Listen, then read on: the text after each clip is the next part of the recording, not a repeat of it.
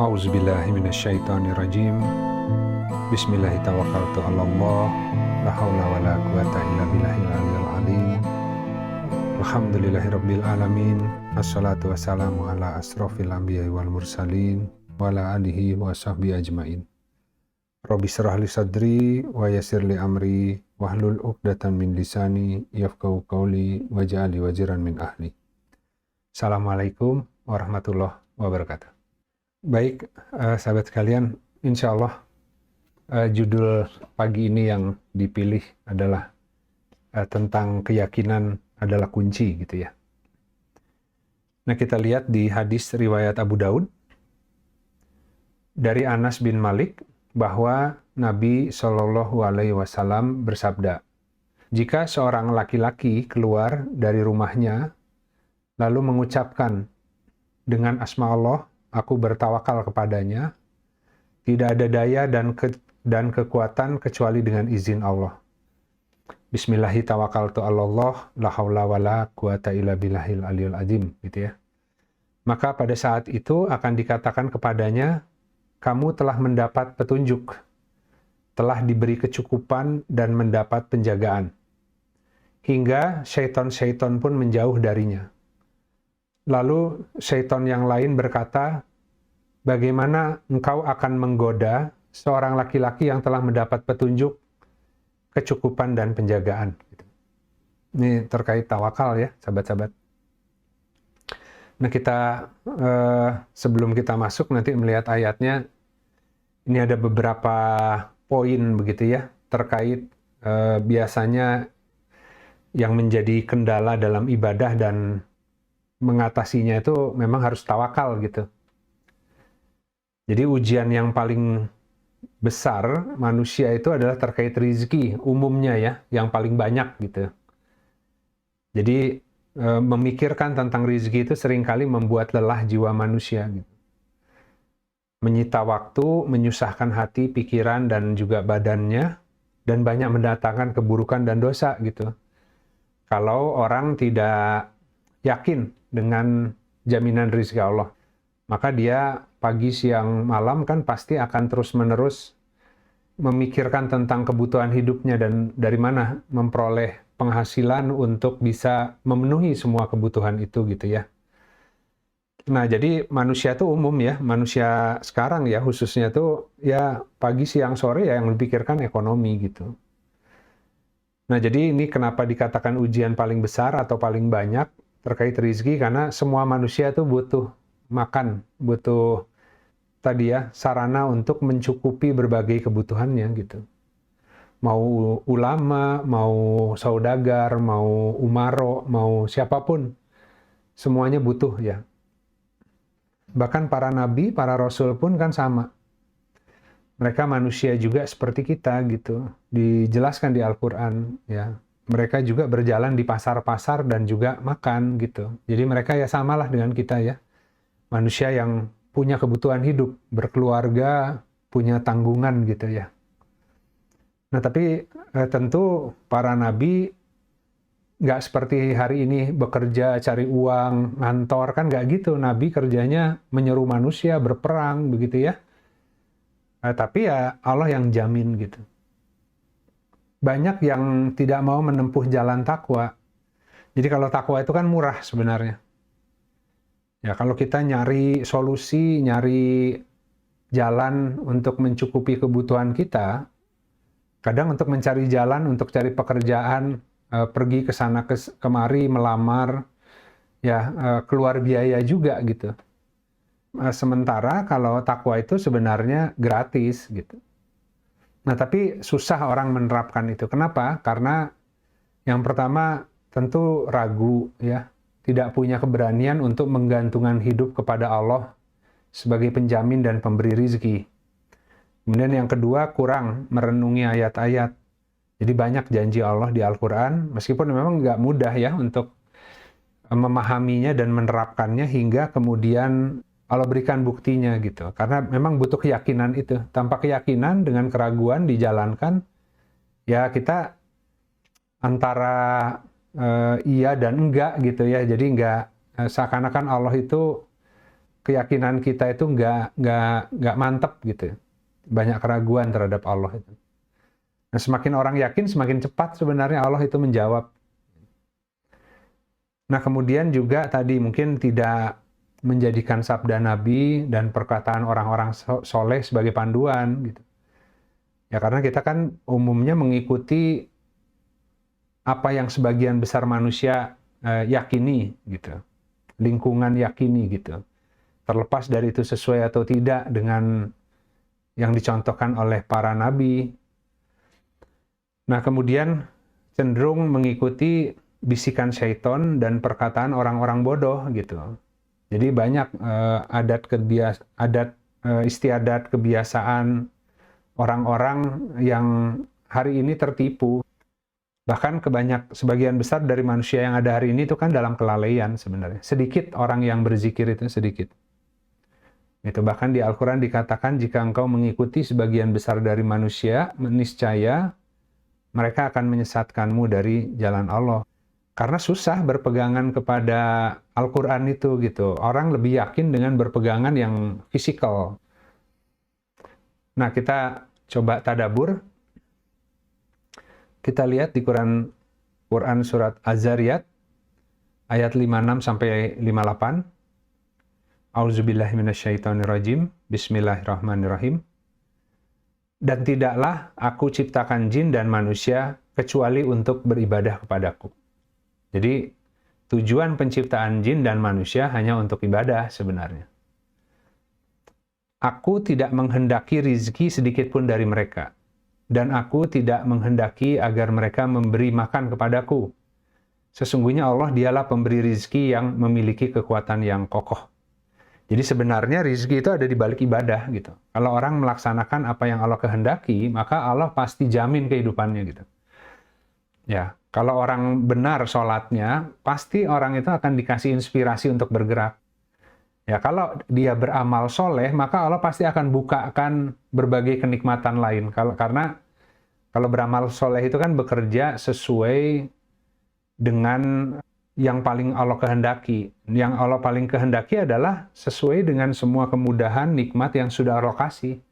Allah tidak membebani seseorang di luar batas kemampuan. Jadi kita bekerja ya sesuai dengan yang sudah Allah kasih hari ini.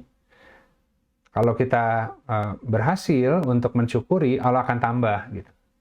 Tapi umumnya jarang orang yang mensyukuri apa yang ada hari ini, langsung loncat ingin yang lain ya. Jadi nggak mau membangun kehidupan dengan apa yang sudah Allah kasih. Karena bisa jadi menganggap apa yang Allah kasih ke dia itu terlalu sedikit atau cuman gitu-gitu aja gitu. Jadi dia menyepelekan pemberian Allah. Karena membandingkan dengan orang lain barangkali ya. Makanya kan kalau banyak mengeluh, supaya tercegah dari perbuatan itu, lihatlah orang-orang yang lebih susah gitu. Supaya bisa bersyukur dengan apa yang ada di kita hari ini. Karena lihatnya selalu ke atas sehingga selalu merasa kurang gitu kan. Nah, jadi di sini Allah sudah menyampaikan manusia dan jin itu diciptakan hanya untuk ibadah gitu. Baik yang mahdoh, baik yang sifatnya adalah tadi personal ya, sholat, zakat, puasa. Tapi tidak hanya sebatas itu makna ibadah itu. Jadi bekerja sebagai ibadah, gitu kan ya. Menikah sebagai ibadah. Kan menikah pun setengah dari agama. Barang siapa yang menafkahi tadi istri dan anak-anaknya, maka itu dihitung orang yang jihad fisabilillah ya. Itu terhitung orang yang berinfak fisabilillah gitu. Nah, jadi semua sebenarnya bentuk ibadah. Nah, cuman kan manusia kadang membatasi makna ibadah. Jadi ibadah itu mengabdi lah kepada Allah. Nah, tentu menyampaikan kebenaran bagian dari mengabdi kepada Allah. Jadi cara kita menolong Allah adalah dengan menyeru hamba-hambanya yang sudah lupa agar kembali kepada Allah. Jadi sebenarnya Allah bisa tinggal merubah hati manusia, langsung kembali manusianya dengan sendirinya. Tapi kadang Allah kasih kesempatan kita yang mungkin diberi pengetahuan lebih untuk ikut serta menyeru orang lain. Tapi yang menjadikan orang beriman, ya, itu hanya Allah gitu. Mau diseru sebaik apapun, kalau tidak Allah izinkan, ya masuk kiri keluar kanan gitu ya. Nah, kemudian di Al-Baqarah ayat 268, Syaitan menjanjikan atau menakut-nakuti kamu dengan kemiskinan dan menyuruh kamu berbuat keji. Sedangkan Allah menjanjikan kamu ampunan dan karunia-Nya. Allah Maha Luas lagi Maha Mengetahui. Nah, jadi meskipun yang di atas Allah sudah sampaikan di Al-Quran, diciptakan jin dan manusia itu tidak lain kecuali untuk beribadah, Allah yang akan kasih rizki, Allah yang kasih makan. Asal mereka benar, begitu kan ya, di dalam menjalankan pola kehidupannya. Mensyukuri kehidupan bagian dari ibadah juga gitu, kepada Allah. Tapi Allah juga sampaikan, mereka dipertakuti oleh syaitan. Nah, mereka lebih yakin dengan janji Allah, gitu ya, karena Allah juga menjanjikan makfirah dan fadilah. Tapi kalau syaitan menjanjikan dengan kefakiran, jadi gimana nanti ke depan, harus dari sekarang harus berpikirnya jauh, gitu kan ya, ke depan nanti kurang ini, kurang itu, dan lain sebagainya, sehingga manusia akhirnya fokusnya tuh selalu menyiapkan untuk yang ke depan tanpa kemudian, ya itu tadi, fokus mensyukuri yang ada hari ini gitu. Nah, kemudian kita lihat di Quran Surat At-Tolaq, ayat 2 dan 3, barang siapa yang bertakwa kepada Allah, niscaya Allah akan menjadikan baginya jalan keluar dan memberikannya rizki dari arah yang tidak diduga. Dan barang siapa yang bertawakal kepada Allah, niscaya Allah akan mencukupkan keperluannya. Sesungguhnya Allah lah yang menyempurnakan urusannya. Sungguh Allah telah membuat ketentuan bagi setiap sesuatu. Ya. Jadi kalau misalkan kita lagi nyekolahin anak butuh biaya besar gitu kan ya, Allah itu kan pasti akan menyempurnakan urusan itu. Ya, masing-masing tuh udah ada ketentuan dari mananya gitu ya. Ya, manusianya ya bekerja aja sambil sisanya tawakal. Kalau benar tawakalnya, maka Allah akan cukupi semua kebutuhan hidupnya itu. Nah, cuman kan manusia kadang lupa untuk mengikut sertakan Allah. Makanya tadi kan yang di awal hadisnya adalah barang siapa yang keluar dari rumahnya kemudian berdoa, ya Bismillahi tawakkaltu, maka syaitan lepas diri gitu. Udah nggak mampu syaitan itu untuk mempertakuti dengan kefakiran. Kenapa? Kalau ada kekurangan di depan, yang di depan mata, maka seorang mukmin, ya sudah, saya hanya bekerja sesuai kemampuan, sisanya serahkan ke Allah. Udah, syaitan nggak bisa apa-apa lagi. Ya, dan kalau benar tawakalnya, pasti ada jalan yang membuat dia dicukupi nanti gitu. Tapi kalau seandainya dipertakuti syaitan yang ke depan, maka biasanya manusia menempuh jalan-jalan lain untuk menambal kekurangan itu, dan seringkali akhirnya bekerjanya bukan hanya untuk ibadah, tapi untuk mencari uang, untuk menambal kekurangan. Gitu. Seakan-akan Allah itu nggak menyediakan rezekinya. Nah, kemudian di Quran Surat Al-Baqarah ayat 197, ini kemampuan berjalan dengan atau tanpa bekal, ya. Jadi kalau orang yang tawakal itu punya kemampuan berjalan dengan atau tanpa bekal. Kalau ada bekalnya, ya udah dia jalan, tapi tidak bergantung kepada bekal itu. Kalau ada tabungannya, ya sudah, dia tetap tawakal ke Allah. Dia tidak bergantung kepada tabungan, meskipun ada tabungan gitu. Tapi kalau nggak ada tabungan, ya sama aja. Tadi waktu ada tabungan juga nggak bergantung ke tabungan. Kalau nggak ada tabungan, ya sama aja gitu kan ya. Tapi kalau orang yang kurang tawakal, dia hanya tenang kalau dia sudah ada backup. Itu bedanya tipis sebenarnya. Ya, orang tenang karena sudah ada backup. Ya, ketika nanti nggak ada backup, nggak ada tabungan, nggak ada tadi ya cadangan, nah dia mulai goyah, dia mulai khawatir di situ. Syaitan masuk kan mempertakuti. Wah, harus melakukan sesuatu nih kalau nggak ada pemasukan tambahan. Wah, ini ada kesempatan, ada peluang ini itu, mulai diiming-imingi dengan jalan-jalan yang bisa membuat dia terperosok sebenarnya. Nah, tapi tadi ini persoalan tawakal itu bukan masalah ada atau nggak ada, tapi kalau ada juga tidak mengandalkan itu, kalau nggak ada ya sama aja, karena ada nggak ada nggak penting. Kalau tawakal itu pasti dicukupi. Nah, kita lihat musim haji itu berlangsung pada bulan-bulan yang telah dimaklumi. Siapa yang mengerjakan ibadah haji dalam bulan-bulan itu, janganlah berbuat rafats, berbuat maksiat, dan bertengkar dalam melakukan ibadah haji. Segala kebaikan yang kamu kerjakan, pasti Allah mengetahuinya. Berbekallah, karena sesungguhnya sebaik-baik bekal adalah takwa. Bertakwalah kepadaku, wahai orang-orang yang mempunyai akal sehat, yang memiliki akal, ya ulil albab. Jadi kita disuruh kalau ada bekal ya nggak apa-apa, bawa bekal gitu. Kalau nggak ada bekal, ya bekalnya takwa cukup. Kalau orang bertakwa, Allah akan berikan jalan keluar, ya.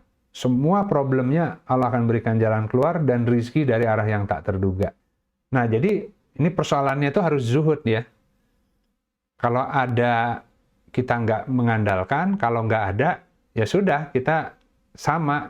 Kita kan hanya ke Allah aja mengandalkannya, ada ataupun nggak ada. Gitu. Itu justru yang menjamin. Kalau orang hari ini dalam kondisi memiliki cadangan-cadangan dalam kehidupannya, maka dia harus berlatih untuk tidak mengandalkan cadangan itu. Ya, kalau dia kemudian lebih mengandalkan cadangan ketimbang Allah, bisa jadi nanti Allah uji diambil bekalnya.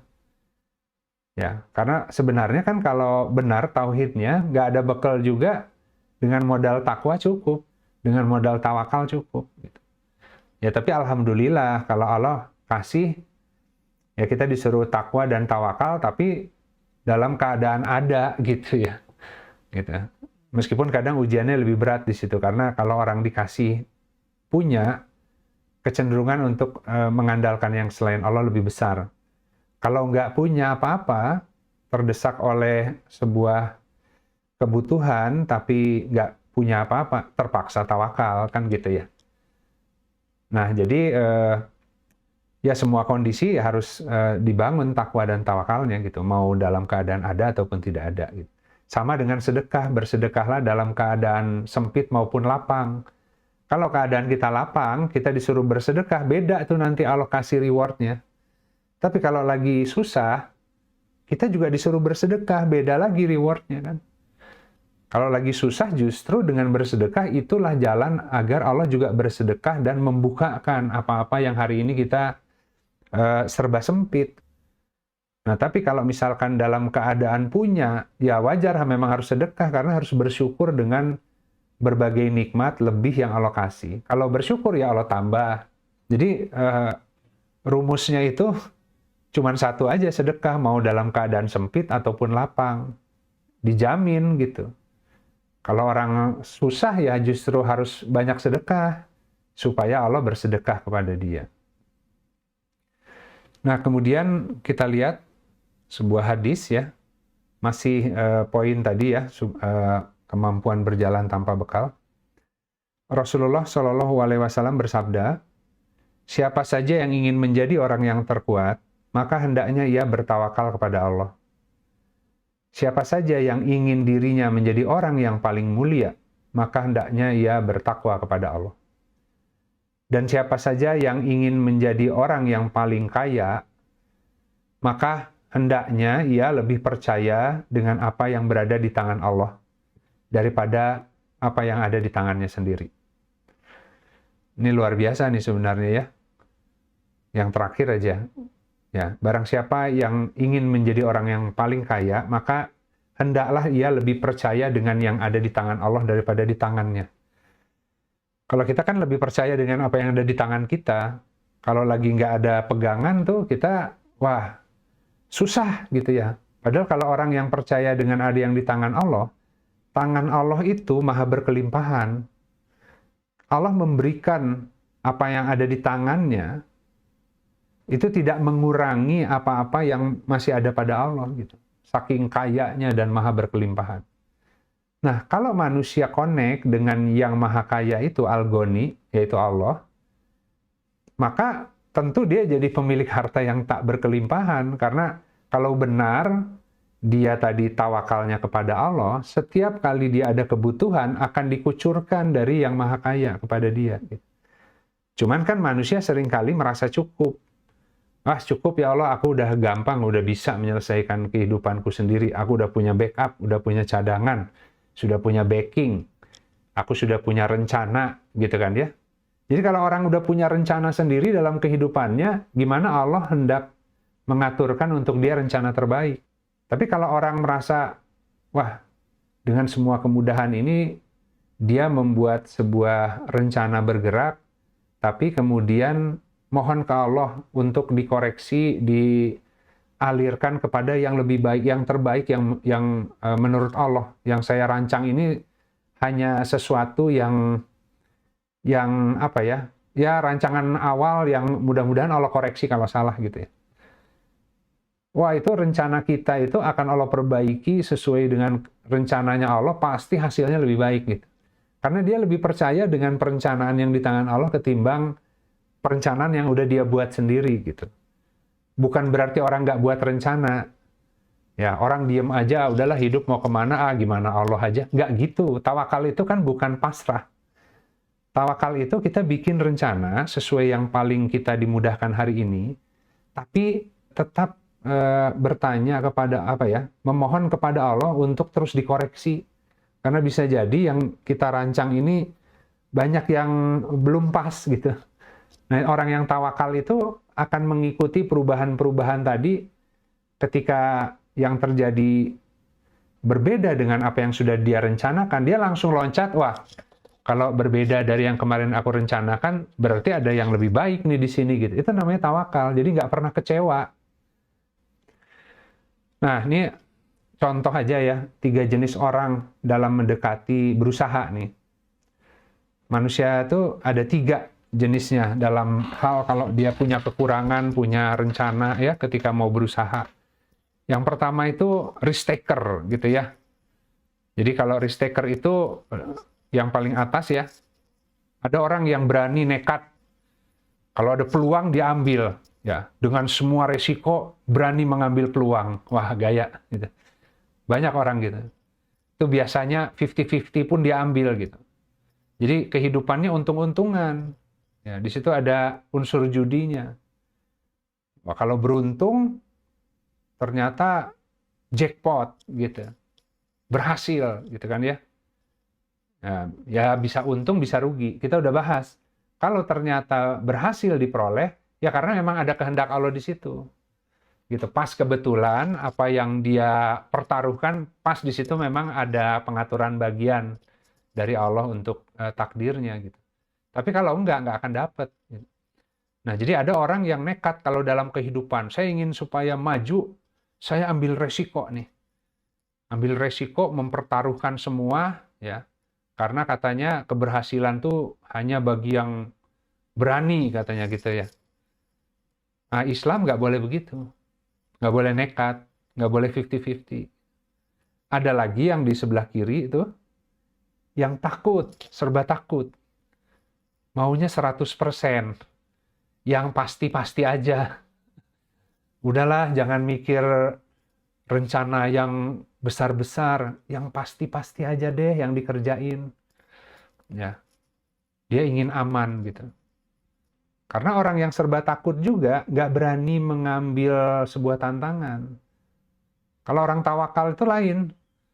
Orang tawakal itu kadang-kadang dia disuruh mengerjakan sesuatu yang lebih besar dari kemampuannya.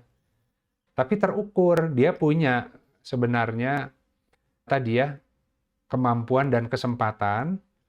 Ya, dia punya satu visi yang mau dia bangun, tapi dia mulai dulu secara bertahap. Ya, ke depan tuh saya ingin membangun sebuah goals, tujuan yang baik, tapi ya itu mah mimpi besarnya. Hari ini yang saya mampu lakukan hanya ini dulu. Ya udah, saya bekerja dengan apa yang dimampukan. Dan dia akan berjuang untuk bisa mencapai tujuan-tujuan tersebut dengan tawakal kepada Allah. Jadi terukur dan presisi. Ya kan manusia itu kalau supaya mampu menghasilkan karya-karya besar untuk kemanusiaan, itu kan banyak pengorbanannya. Belum tentu ketika dia memulai dia punya kemampuan, tapi dia punya cita-cita yang baik, ingin menjadi orang yang bermanfaat.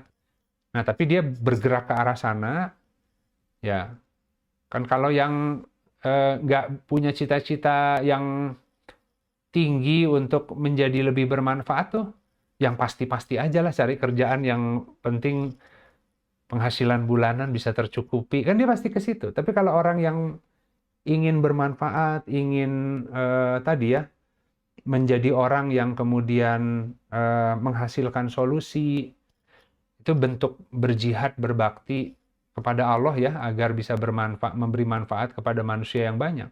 Dia harus berinovasi dan menghasilkan karya-karya yang besar sebenarnya gitu. Nah, menuju ke sana itu harus bertahap sambil tawakal. Ya semoga kalau niatnya lurus Allah sampaikan ke sana. Makanya bismillahirrahmanirrahim, Allah la haula wala quwata illa billah. Ya kan? Nanti Allah yang tambah dengan kekuatannya. Dayanya kita ya hanya segini, tapi kalau kurang nanti barang siapa tawakal Allah cukupi. Allah cukupi gitu kan. Akhirnya dia bisa meraih banyak hal. Ya, kalau mukmin dulu tuh disuruh berperang gitu. Ya, berperang di jalan Allah, kalau menang dapat ghanimah, kalau gugur jadi syuhada, dapat sorga. Dua-duanya reward kata Allah. Ayo, bismillahirrahmanirrahim tuh berperang meskipun jumlahnya lebih sedikit gitu kan ya, tapi mengikut sertakan Allah. Nah, itu sama dengan bekerja, membangun sesuatu, itu seperti itu. Tapi kan harus ada keyakinan. Kalau orang nggak ada keyakinan kan, banyak tantangannya. Udahlah, mendingan yang pasti-pasti aja. Gitu. Akhirnya ya mencari yang selalu aman. Kalau yang selalu aman tuh nanti ada pola jebakannya yang lain tuh. Ya, riba dan sebagainya, muterin uang, modalnya nggak mau habis. Itu kan juga supaya pokoknya nggak hilang, tapi bisa dapat dari apa ya bunganya lah atau apa gitu ya. Intinya nggak pengen modalnya berkurang gitu. Nah, tapi kalau tawakal ya tadi, mungkin di atas 50%, tapi nggak mungkin sampai 100%. Jadi ya terkalkulasi, 60% kayaknya saya mampu melakukan, tapi sisanya nggak tahu ya bisa nggak ya. Ya udahlah, bismillahirrahmanirrahim itu jalan. Wah, ternyata terus Allah yang mencukupi nanti. Nah, terakhir, yakin adalah kunci ya. Jadi di Quran Surat Al-Anfal ayat 24, wahai orang-orang yang beriman, penuhilah seruan Allah dan Rasul apabila dia menyerumu pada sesuatu yang memberi kehidupan kepadamu. Ketahuilah bahwa sesungguhnya Allah membatasi antara manusia dengan hatinya, dan sesungguhnya kepadanya lah kamu akan dikumpulkan.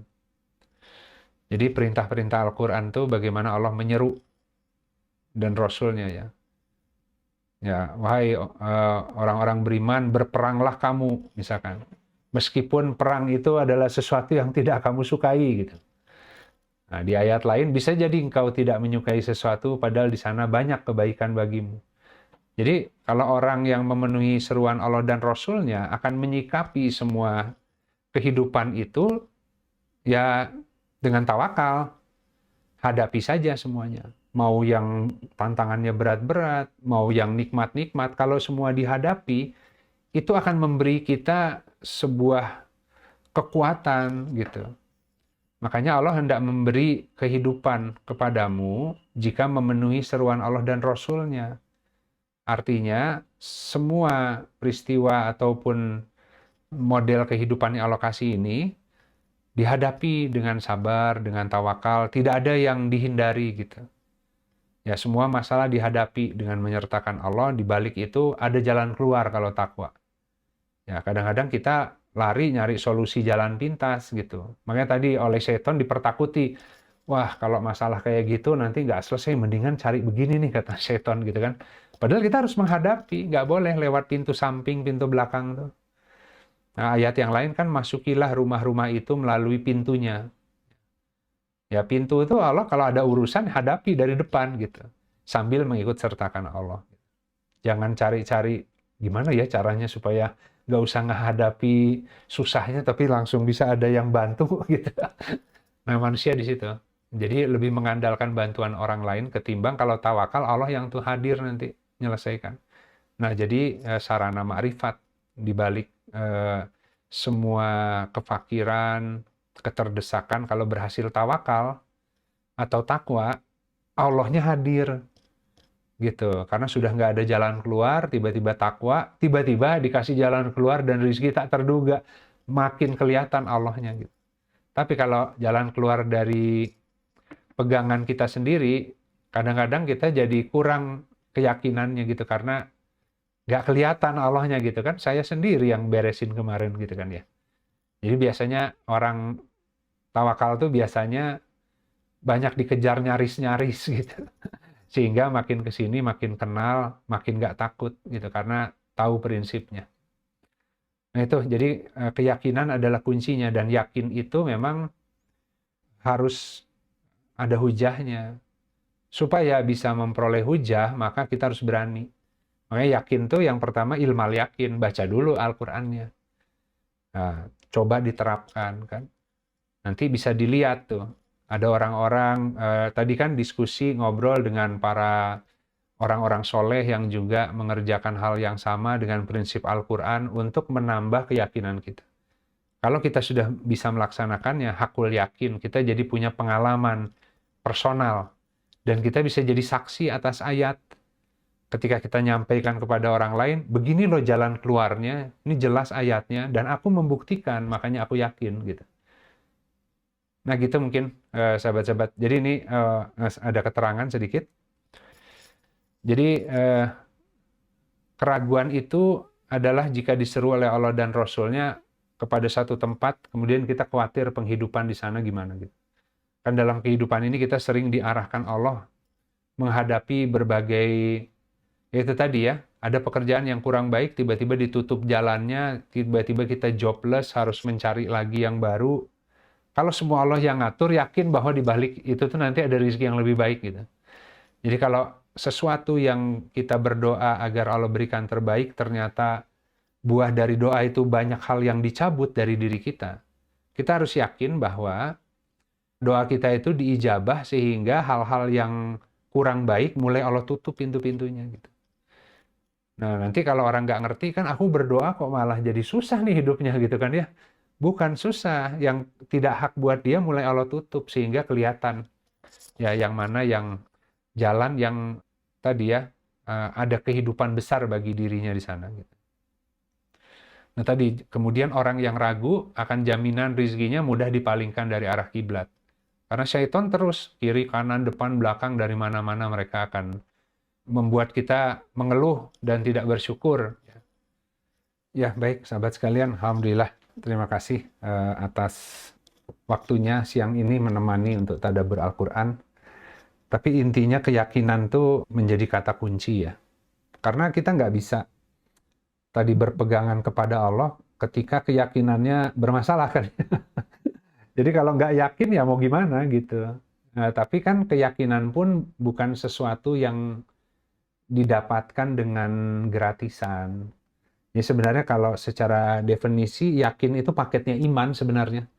Jadi kalau keimanan orang itu sampai ke titik yang advance, di situ ada paket keyakinan. Nah, intinya kan yakin pun dimulai dari ilmal yakin dulu. Kalau kita nggak baca Al-Quran, gimana kita mau yakin dengan apa yang Allah sampaikan? Ya, dan orang itu menjadi yakin kalau narasi itu diulang-ulang di kepalanya terus-menerus. Kenapa sih orang yakin dengan rumus yang diajarkan di sekolah-sekolah? Gitu kan ya. Banyak lulusan sekolah yang jobless. Banyak yang sekolahnya tinggi tapi kemudian hidupnya susah, kan banyak. Apakah S1, S2, S3 menjamin bahwa rezeki seseorang itu pasti banyak? Enggak kan? Tapi kenapa sampai hari ini, wah sekolah yang tinggi, kalau sekolah tinggi itu nanti gampang cari kerjanya katanya. Itu keyakinan yang di drill gitu kan. Tapi kalau dia hanya sekedar S1 tapi manfaatnya buat orang besar, ya daya inovasinya besar, itu mungkin lebih survive ketimbang S2, S3 yang hanya ngejar titel dan ngejar paper tapi nggak ada manfaat buat orang kan. Nah, cuman kadang kita masih punya keyakinan itu karena itu diulang-ulang-ulang gitu. Nah, makanya kenapa kita baca Al-Quran terus diulang-ulang. Jadi, masa yang disampaikan lingkungan lebih sering ketimbang kita mendengarkan pengajaran dari Allah sendiri gitu. Jadi kalau kita mendengarkan apa yang Allah sampaikan kepada kita melalui firman-Nya, ketika di luar ada orang yang mengatakan A, B, C, nggak begitu, kita bilang. Karena kita juga diajari oleh Allah kan, rasanya nggak begitu, karena aku baca Al-Quran nggak begitu. Ya, tambah lagi kalau dia coba laksanakan dan ada buktinya, tambah lagi yakinnya gitu. Jadi memang yakin nggak mudah, tapi itu kunci gitu. Dan semakin yakin orang, semakin Allah cepat sebenarnya menjawabnya. Ya, kalau orang yakin tuh hari ini butuh apa-apa dan yakin kepada Allah, tauhidnya kuat, besok udah dikasih gitu. Gitu. Tapi kalau ragu-ragu ya nanti Allah undur dulu. Karena Allah undur itu supaya melatih supaya keyakinannya makin sabarnya makin besar gitu kan ya. Kadang-kadang begitu.